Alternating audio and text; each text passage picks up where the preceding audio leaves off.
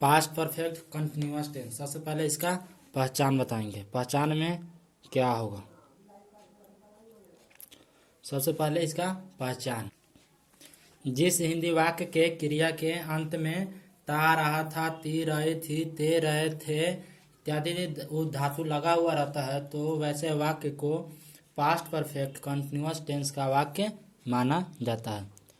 जिस हिंदी वाक्य के क्रिया के अंत में, जिस हिंदी वाक्य के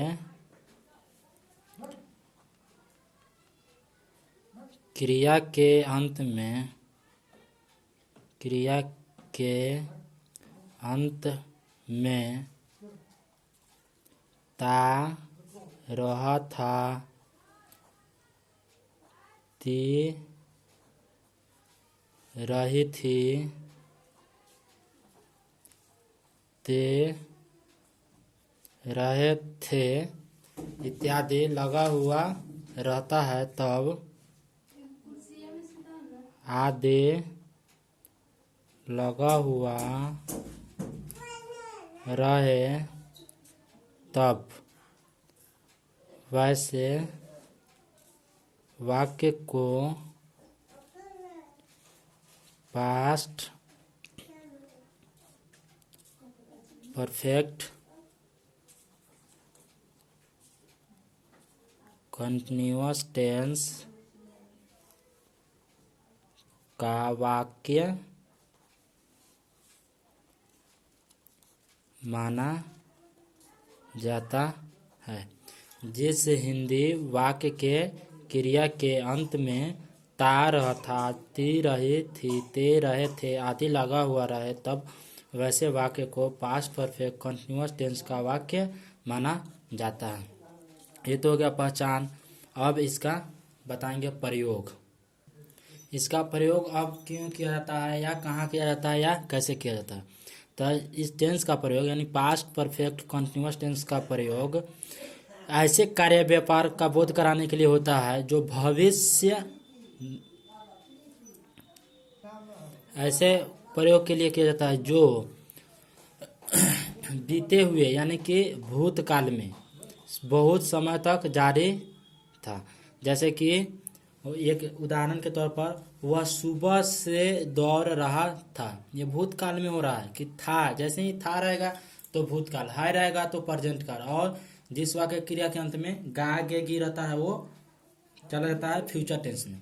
तो ये पास्ट परफेक्ट कंटिन्यूअस टेंस है। तो पास्ट परफेक्ट कंटिन्यूअस टेंस, तो पास्ट परफेक्ट कंटिन्यूअस टेंस का प्रयोग,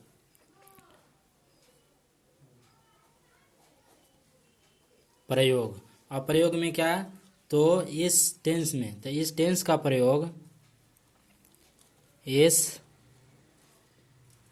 टेंस का प्रयोग ऐसे कार्य व्यापार का बोध कराने के लिए होता है। प्रयोग ऐसे कार्य व्यापार का बोध कराने के लिए किया जाता है, या कराने के लिए होता है, जो भूतकाल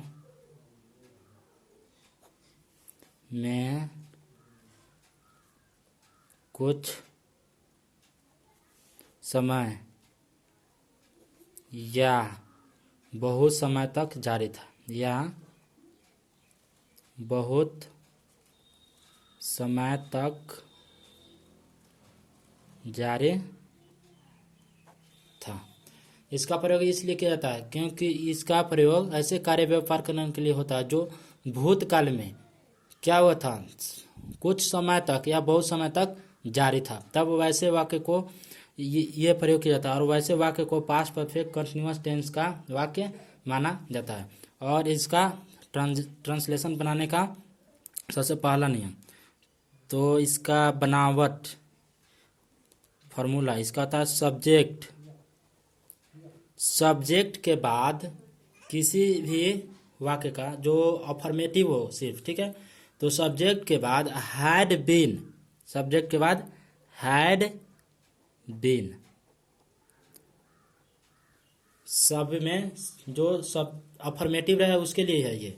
सब्जेक्ट के बाद हैड बीन, और हैड बीन के बाद वर्ब के साथ आईएनजी का प्रयोग करते हैं, यानी कि वर्ब का चौथा रूप, यानी कि रहा था, रही थी, जब रहेगा, जैसे ही रहा रहता है ना उसके लिए आईएनजी का प्रयोग किया जाता है, और उसके बाद तब अदर वर्ड या ऑब्जेक्ट। दूसरा है निगेटिव के लिए, तो निगेटिव के लिए क्या करते हैं, सब्जेक्ट और हैड, तो सब्जेक्ट तो रहेगा ही, और सब्जेक्ट प्लस हैड, सब्जेक्ट के बाद हैड, और तब हैड के बाद यहीं पर अगर निगेटिव रहेगा तो नॉट, और तब इसके बाद बीन का प्रयोग किया जाता है। क्या होता है, subject plus had plus not plus been plus verb के साथ आईएनजी, और तब अदर वर्ड। अब रहेगा इंट्रोगेटिव, तो इंट्रोगेटिव के लिए क्या करेंगे, तो इंट्रोगेटिव के लिए हैड बाहर निकाल लेते हैं।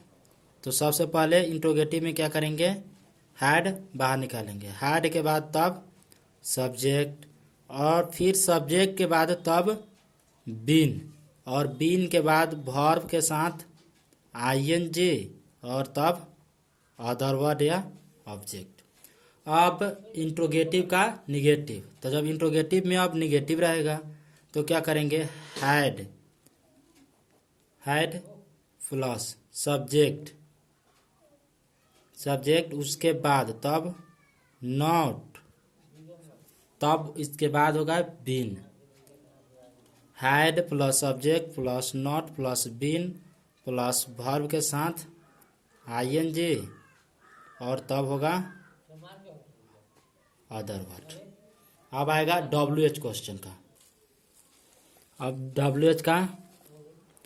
WH अफर्मेटिव, तो सबसे पहले WH निकाल लेंगे, उसके बाद WH के बाद हैड हो जाएगा, WH प्लस हैड, हैड के बाद सब्जेक्ट, सब्जेक्ट के बाद यहाँ पर बीन, और तब बीन के बाद वर्ब के साथ आईएनजी, और तब प्लस अदर वर्ड, और लास्ट में क्वेश्चन।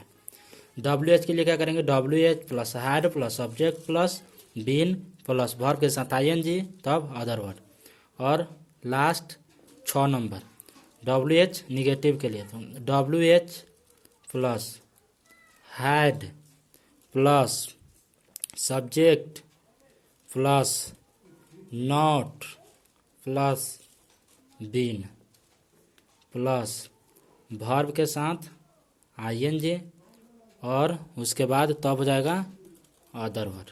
ठीक है, पहला फॉर्मूला बताए थे कि subject plus had been plus verb के साथ आईएनजी, या भी आईएनजी, या भी आईएनजी को भी फोर भी कहा जाता है, और तब लास्ट में ऑब्जेक्ट। उसके बाद निगेटिव के लिए था subject plus had plus not plus been plus भी आईएनजी, तब ऑब्जेक्ट। तीसरा था had plus subject plus been plus भी आईएनजी प्लस ऑब्जेक्ट। चौथा had plus subject plus not plus been verb के साथ आईएनजी, और तब ऑब्जेक्ट। और 5 number WH plus had subject been verb के साथ आईएनजी, WH। फिर 6 नंबर में WH plus had plus subject plus not plus been verb के साथ आईएनजी, और तब ये हो जाएगा अदर वर्ड। तो इस वीडियो का ये, इस टेंस का और इस वीडियो का, यानी कि ये लास्ट फार्मूला हो गया। और ये टेंस था पास्ट परफेक्ट कंटिन्यूअस टेंस। इसके बाद नेक्स्ट होगा सिंपल प्रेजेंट टेंस या present indefinite simple future tense. तो इसमें अभी तक हम टोटल 8 पढ़ा चुके हैं, जिसमें से ये 8वां था, और इसके बाद 9 नंबर में फ्यूचर टेंस, और उसके बाद अगले में फ्यूचर का पूरा चारों भेद बताएंगे। उसके